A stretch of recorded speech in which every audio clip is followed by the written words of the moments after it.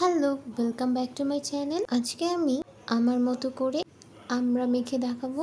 আমরা সবাই কি নিজের প্রসেসে মজা করে খাই। প্রথমেই আমি এখানে হাফ কেজির মতো আমরা নিয়ে নিচ্ছি। ঠিক এইভাবে ধুয়ে সবগুলো আমি ছিলে নিচ্ছি। আমি এখানে আধা পাক যে আমড়াগুলো আছে সেগুলো নিয়ে নিচ্ছি।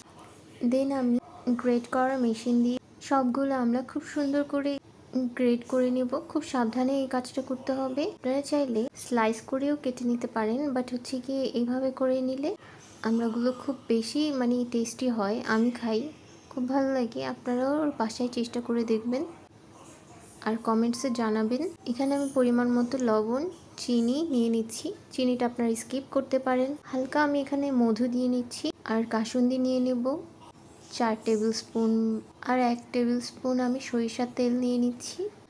আমি এখানে কিন্তু লেবু পরিমাণ গ্রেট করে নিয়েছি, এটার স্মেলটা খুব ভালো আসবে। আমি একটা মরিচ শুকনো জাস্ট একটু আগুনে পুড়িয়ে নিয়েছি।